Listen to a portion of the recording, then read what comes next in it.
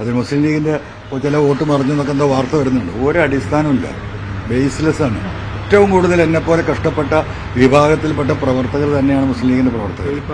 BJPയുടെ vote അവരുണ്ടാക്കിയ deal കേരളത്തിൽ success ആയൊരു സ്ഥലമാണ്. ഉയർത്തിയ കാര്യം, കാരണം പ്രധാനമായി താങ്കൾ ഉയർത്തിയ ഒരു കാര്യമാണ് ഈ പിണറായിസം, അതോടൊപ്പം തന്നെ മരുമോനിസം എന്ന സംഭവം, അത് കുടുംബാധിപത്യം, അത് തീർച്ചയായിട്ടും ജനം ഏറ്റെടുത്തു എന്ന് നമുക്ക് ഈ റിസൾട്ടിൽ നിന്ന് വ്യക്തമാണ്.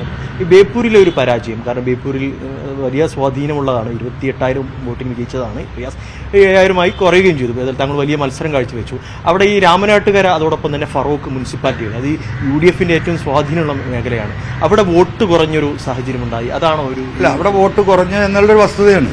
പക്ഷേ ഈ തോൽവിയുടെ കാരണം എന്ന് പറയുന്നതിൻ്റെ പ്രധാന കാരണമായിട്ട് റിസൾട്ട് വന്ന അന്ന് തന്നെ ഞങ്ങളോടൊക്കെ സംസാരിച്ചിട്ടുള്ളൂ. അതിന് പ്രധാന കാരണം എന്ന് പറയുന്നത് BJPയുടെ വോട്ട് അവരുണ്ടാക്കിയ ഡീല് കേരളത്തിൽ സക്സസ് ആയൊരു സ്ഥലമാണ്. 21 തെരഞ്ഞെടുപ്പിൽ 26,000 വോട്ടേ ഉള്ളൂ BJPയെ സംബന്ധിച്ച് ആ മണ്ഡലത്തിൽ. 21 തെരഞ്ഞെടുപ്പ് 26-ൽ 1,65,000 ഈ പറയുന്ന 21 ആകെ പോൾ ചെയ്ത വോട്ട്. ഈ തെരഞ്ഞെടുപ്പിൽ 1,87,000 വോട്ട് പോൾ ചെയ്തിട്ടുണ്ട്. 22,000 വോട്ട് കൂടിയുണ്ട്. അവിടെ BJPക്ക് 10-30 വോട്ടാണ് കൂടിയത്. അമിത്ഷാ വന്ന് BJPക്ക് വോട്ട് പിടിച്ച സ്ഥലമാണ്. അപ്പോൾ 10,000-ഓളം BJPയുടെ വോട്ട് ഇവർ ഡീൽ ചെയ്തു എന്ന് വളരെ കൃത്യമാണ്. പിന്നെ അവിടെ ഏറ്റവും കൂടുതൽ UDF ഒറ്റക്കെട്ടായി പ്രവർത്തിച്ച സ്ഥലമാണ്. ഞാൻ 3 മാസമായിട്ടാണ്. ആ 3 മാസവും എൻ്റെ കൂടെ രാപ്പകലില്ലാതെ എല്ലാ അധ്വാനത്തിലും പങ്കെടുത്തവരാണ്. അതിൽ മുസ്ലിം ലീഗിൻ്റെ ചില വോട്ട് മറിഞ്ഞു എന്നൊക്കെ എന്തോ വാർത്ത വരുന്നുണ്ട്. ഒരു അടിസ്ഥാനമില്ല, ബേസ്ലെസ് ആണ്. ഏറ്റവും കൂടുതൽ എന്നെപ്പോലെ കഷ്ടപ്പെട്ട വിഭാഗത്തിൽപ്പെട്ട പ്രവർത്തകർ തന്നെയാണ് മുസ്ലിം ലീഗിൻ്റെ പ്രവർത്തകർ. ഈ ഫറോക്ക്, അതുപോലെ രാമനാട്ട മുനിസിപ്പാലിറ്റി, ലീഗ് ഭരിക്കുന്ന ഒരു 2 മുനിസിപ്പാലിറ്റികൾ ഏറ്റവും കൂടുതൽ അവിടെ വോട്ട് ലഭിക്കുമെന്ന് പ്രതീക്ഷിച്ചതും അവിടെയുള്ള തിരിച്ചടി പരിശോധിക്കുക. അവിടെ ലീഗല്ല ഭരിക്കുന്നത്, അവിടെ UDF ഭരിക്കുന്നത്, അവിടെ കോൺഗ്രസ് ഉണ്ടല്ലോ. ലീഗാണ് പ്രധാനപ്പെട്ട. അതെ, പ്രധാനപ്പെട്ട സ്വാഭാവികമായിട്ടും മലബാറിലും മലപ്പുറത്തൊക്കെ ലീഗ് തന്നെയാണല്ലോ. അപ്പോൾ അത് UDF ലീഡർഷിപ്പാണ് അത് പരിശോധിക്കേണ്ടത്. അതിപ്പോൾ ഇപ്പോൾ ഇവിടെ മുഖ്യമന്ത്രിയും ഗവൺമെൻറ് ഉണ്ടാക്കുന്ന ജനങ്ങൾ അതിനാണല്ലോ അപ്പോൾ വോട്ട് നൽകിയത്. കഴിഞ്ഞതിന് ശേഷം ഉത്തരവാദിത്തപ്പെട്ട UDFൻ്റെ നേതൃത്വം അത് പരിശോധിക്കുമായിരിക്കാം. അപ്പം ആ ഒരു ഘട്ടത്തിലല്ലാതെ ഇപ്പോൾ ഒരു അനാവശ്യമായിട്ട് UDF പ്രവർത്തകർ വോട്ട് മറിച്ചു എന്ന് ഞാൻ പറഞ്ഞു എന്നൊക്കെ പറഞ്ഞില്ല സോഷ്യൽ മീഡിയയും വാർത്തകൾ വരുന്നത്. അത് അടിസ്ഥാന ഇതാണ്. അവരാണ് അങ്ങേയറ്റം ആത്മാർത്ഥമായി എന്നെക്കാളും പ്രവർത്തിച്ച പ്രവർത്തകരുണ്ട്. ഞാനൊരു സ്ഥാനാർത്ഥി സാധാരണഗതിയിലുള്ള അല്ല, ഞാൻ നല്ല ഫീൽഡിൽ പോകുന്ന സ്ഥാനാർത്ഥിയാണ്. രാവിലെ 7 മണിക്ക് ഇറങ്ങിയ രാത്രി 12 മണിക്ക് കയറി പോരുന്ന ആളാണ് ഞാൻ. അപ്പോൾ എന്നെക്കാളും സമയം ഞാൻ 12 മണിക്ക് കയറുമ്പോഴും ഫീൽഡിൽ ഉണ്ടാകുന്ന ഞാൻ 7 മണിക്ക് ചെല്ലുമ്പോൾ 5 മണിക്ക് ഫീൽഡിലുള്ള പ്രവർത്തകരുണ്ട്. അപ്പോൾ അങ്ങനെയൊന്നും നമുക്ക് ഒരിക്കലും പറയാൻ കഴിയില്ല. ഞാൻ ഈ പോരാട്ടം തുടങ്ങിയത് മലപ്പുറത്തിൻ്റെ മണ്ണിലാണ്.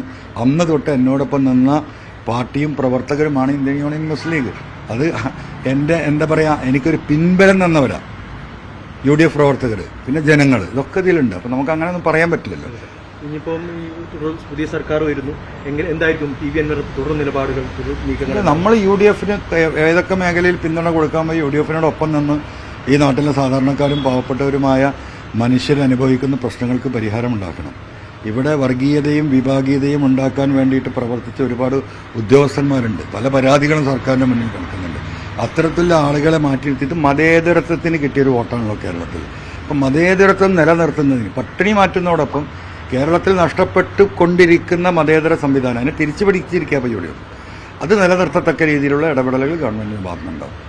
ഇത് തന്നെയാണ് അദ്ദേഹം വ്യക്തമാക്കുന്നത്. ഏതായാലും ബേപ്പൂരിലെ പരാജയത്തെക്കുറിച്ച് പാർട്ടി UDF പരിശോധിക്കും എന്ന് തന്നെ അദ്ദേഹം പറയുന്നുണ്ട്. ഫറോക്കിലും അതോടൊപ്പം തന്നെ രാമനാട്ടുകര മുനിസിപ്പാലിറ്റികളിൽ UDFന്റെ വോട്ട് കുറഞ്ഞു. ആ സാഹചര്യം, പ്രത്യേകിച്ച് മുസ്ലിം ലീഗ് വോട്ട് മറിച്ചു എന്നുള്ളൊരു ആരോപണം ഉയരുന്നുണ്ട്. അത് പൂർണ്ണമായി തള്ളുകയാണ് ഇപ്പോൾ PV അൻവർ ചെയ്യുന്നത്. ലീഗ് ഒപ്പം നിന്നു, ലീഗ് തന്റെ ഏറ്റവും വലിയ പിൻബലമായി തന്റെ കൂടെ നിന്നാണ്. UDFന്റെ വോട്ട് മറിഞ്ഞു എന്നുള്ളത്, ആ ആരോപണം ശരിയല്ല എന്നുകൂടി അദ്ദേഹം വ്യക്തമാക്കുന്നു. അനുരൂപ് ചിക്കോടിനൊപ്പം യൂനുസ് അഹമ്മദ്, മീഡിയ 1, മലപ്പുറം.